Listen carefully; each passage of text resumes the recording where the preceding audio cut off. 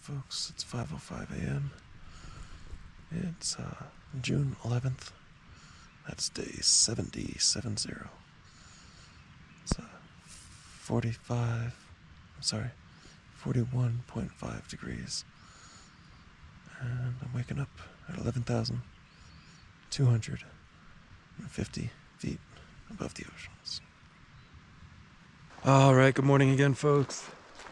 It is 41.2 degrees. Before we get too carried away, as I'm walking out from camp here, I'll just kind of show you this dilapidated old cabin. Midnight and I were kind of guessing that this maybe 6 foot deep, 5 or 6 foot deep hole might have been some old cellar at some point. Looks like an old outhouse in the back there. Pretty collapsed, but sturdily built. I don't know if that's oxymoronic. Old shelter, old cabin, probably some old miner or the like, and then another structure which is far more difficult to make out. I'm guessing, some house or something as well. Anyway, so that's the cabin. Yeah, so slept great last night. Really, really good. Third consecutive night sleeping next to running water. Which is always very nice, just to have that white noise and just kind of a relaxing sort of vibe. I don't know, very, very sort of primal affinity there to sleep next to running water. But yeah, and what's an even bigger bonus is that frequently enough, sleeping next to running water might mean you're going to get condensation or something all over your tent and sleeping bag and things like this. Really, sleeping bag is the bigger concern. And that's 3 for 3, man. No condensation on the sleeping bags. So that's great.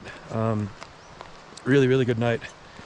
And yesterday was just a great day, man. 25 miles or whatever. I mean, woke up and saw those moose and then came over Lake Ann Pass and then walked through that valley, which to my mind, dude, that valley was really, really, really special. I mean, if you missed yesterday's video, go back and look for those clips of that valley after we glissaded down Lake Ann Pass. Because that valley was like definitely top 3 of the trail so far. Really, really spectacular. Anyways, but on to today. Well, let me just mention, to be fair, coming up and over Hope Pass as well was really neat. Kind of pushed myself a little bit. Didn't really want to do it.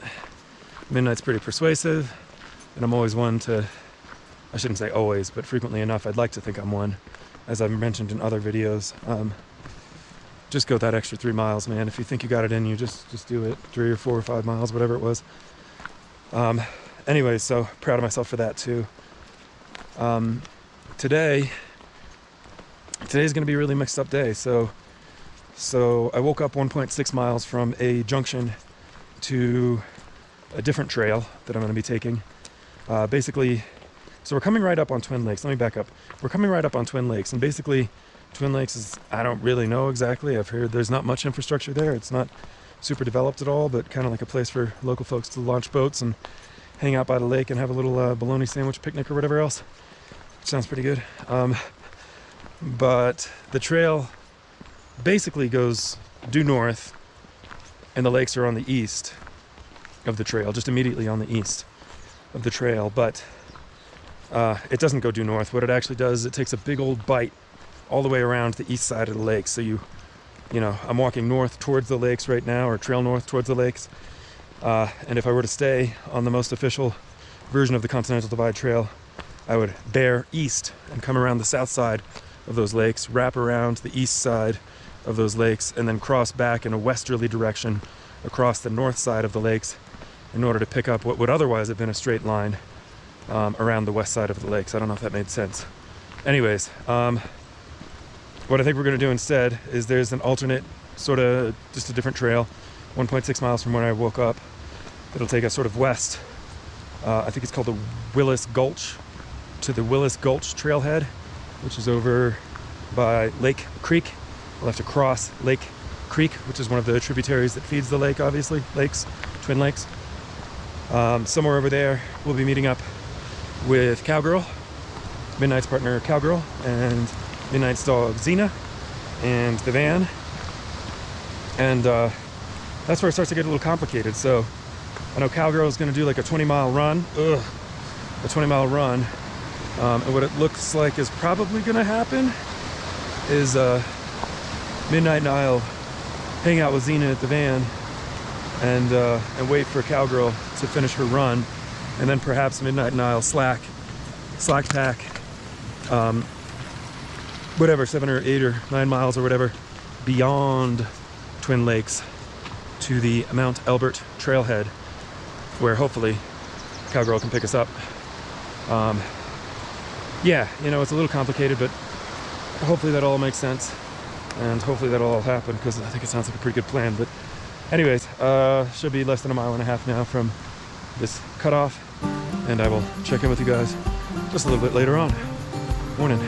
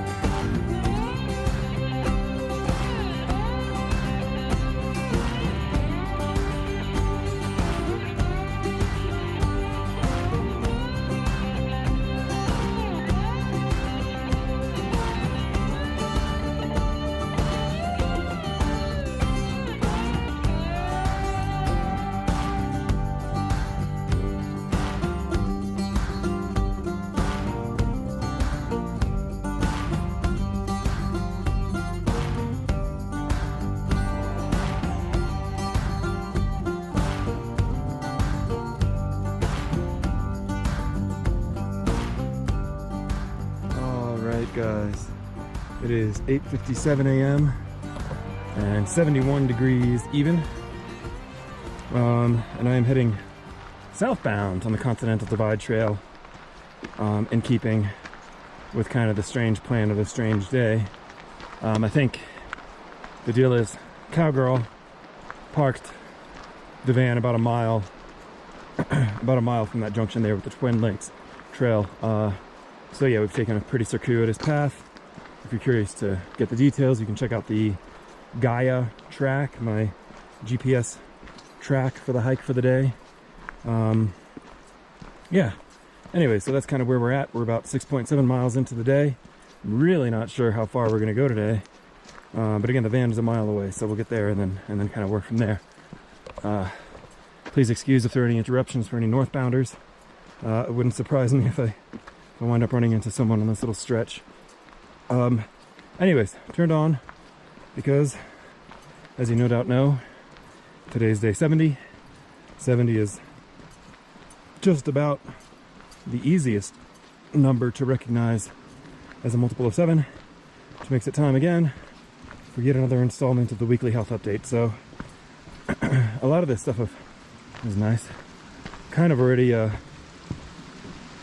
keyed you into. So probably the biggest news for this update would be that ankle complaints that I have for the right ankle. Not very comfortable. You know, I'd go so far as to say kind of painful. Not not excruciating or debilitating, but definitely you know, definitely uncomfortable. Again, I started this first day out of Salida without any complaints from the ankle, but by the second day I was taping it up. I taped it up yesterday and I taped it up today, and then both yesterday and today I took ibuprofen as well, which helped quite a bit yesterday and seems to be helping quite a bit again today. That's 200 milligram tablets of ibuprofen, so a total of 400, nothing crazy. Yeah, so the ankle, that's definitely a bit of a bummer, but you know, I mean, is what it is. If I can hike on it and it's not going to crush me, then hopefully it just doesn't get worse, you know. Let me wait until we cross this pretty little bridge here. Nice.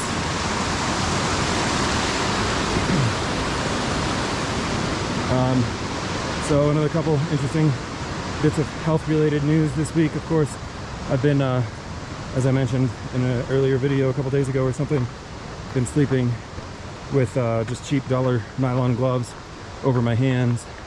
The purpose for the gloves being just to keep bag balm on the tips of my fingers where they've been cracking for the past 2 months on account of this drier climate out here.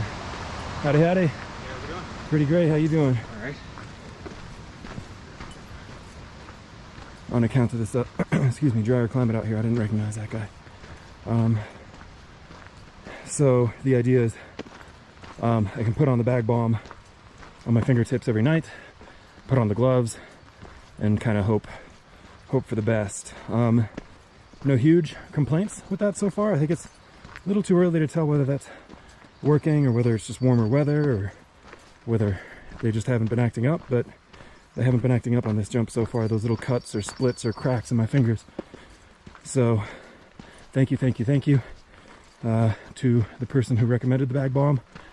I regret that I can't recall your name at the moment, but it was one of you viewers who recommended bag balm specifically, and I was able to get some out. And again, so far seems to be working. Another person. Hello. How you doing?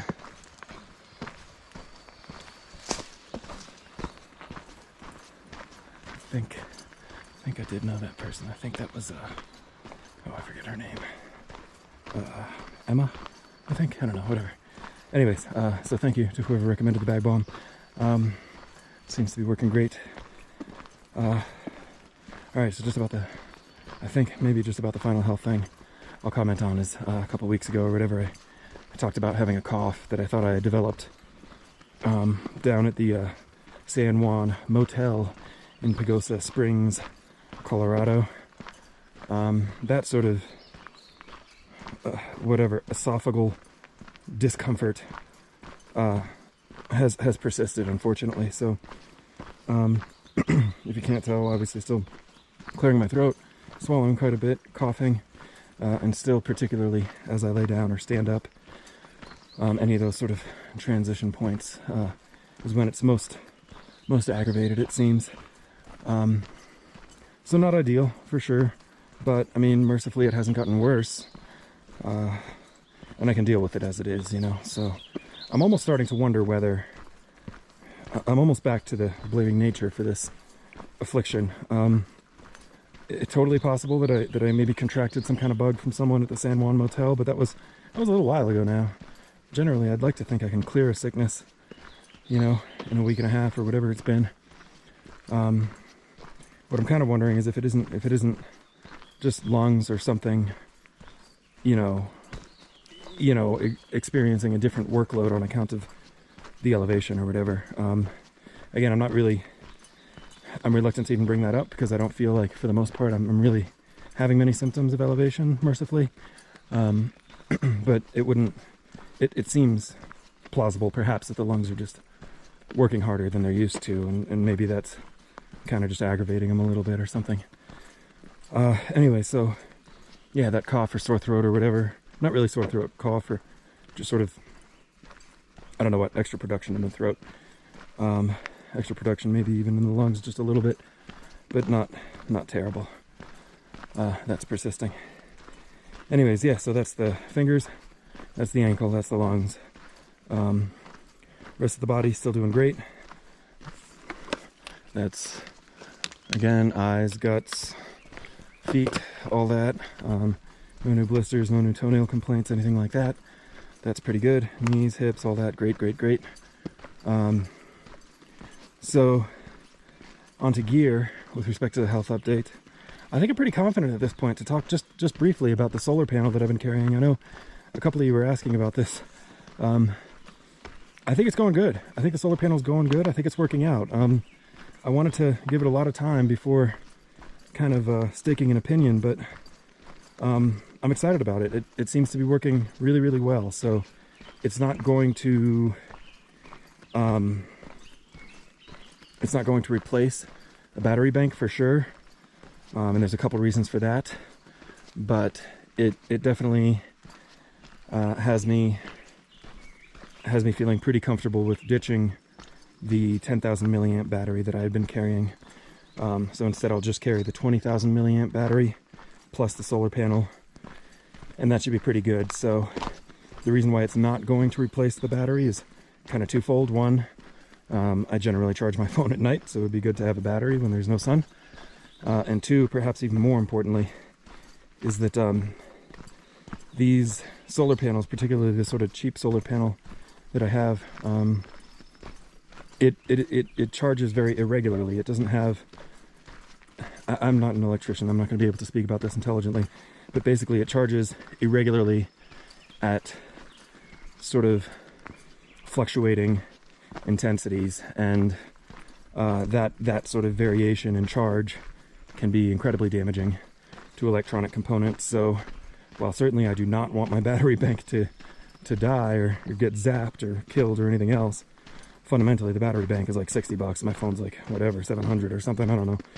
And I'd much rather fry a battery bank than a phone. So it just seems a very prudent move, instead of running the solar panel directly into the phone or any other component, to instead run the solar panel into a battery. So it's not keeping that 20,000 milliamp all the way charged, but if my 20,000 milliamp battery was typically good for 4 or 5 days, 4 or 5 charges or something, you know, it can stretch that, you know, stretch it to 6, 7 days, 8 days. I don't know. I haven't run out that 20,000 yet with the solar panel, but I also haven't had a tremendous number of opportunities to do so. So, but yeah, solar panel, I'm excited about it. So that'll be the piece of gear for the week. Hope you guys hope that's worth the wait anyways. I appreciate your patience and allowing me to formulate a well-founded opinion on that. So, anyway, so that's the health update for the week. I think that's the 3 issues with the body, and that's a update on the solar panel. Shouldn't be too terribly far away from the van now. I'm not sure which form the rest of the day is going to take, but I'll definitely let you know when I know. So, all right, talk to you later. All right, guys, good evening.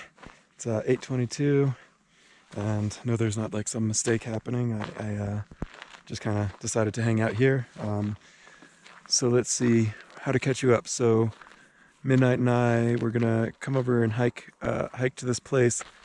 I don't really know what it is. It's like a dispersed campsite near Twin Lakes, just about almost a half mile southwest of the South Mount Albert trailhead. And Cowgirl is here with the van, and then one of Midnight's friends also showed up to hang out with us, and we've just been hanging out. I mean, got here at I don't know, 10, just about 10 in the morning, I think, after whatever it was, 7 or 8 miles, and we've just been kind of hanging out since, just kind of hanging out, eating, talking, sitting around, being lazy.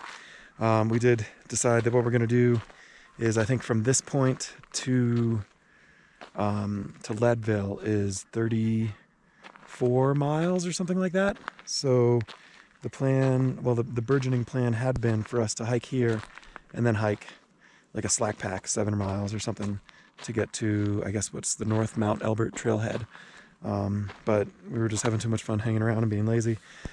So instead, we hung around and were lazy and decided that what we'll do is tomorrow we'll do a 19-mile slack pack from here to Turquoise Lake, and then Cowgirl will pick us up again in the van, bring us to Leadville for the night, just to like shower, eat, hang out, sleep in a bed, and then the next day we'll hike the remaining, whatever it is, 14 miles or something, 15 miles or whatever, to get from Turquoise Lake to Tennessee Pass, which is the bailout point or the access point for Leadville. So yeah, so tonight we're here after just an 8-mile day. Tomorrow's a 19-mile slack pack, and then a bed in Leadville. The next day is whatever, 14 miles or something to Tennessee Pass, and then a bed in Leadville, and then I think we're going to zero the next day in Leadville as well. I don't know.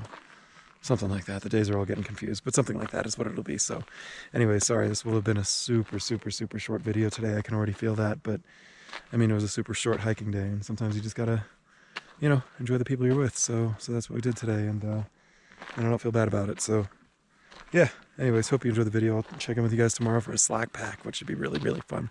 First slack pack of the trail. So I'll talk to you then. Good night.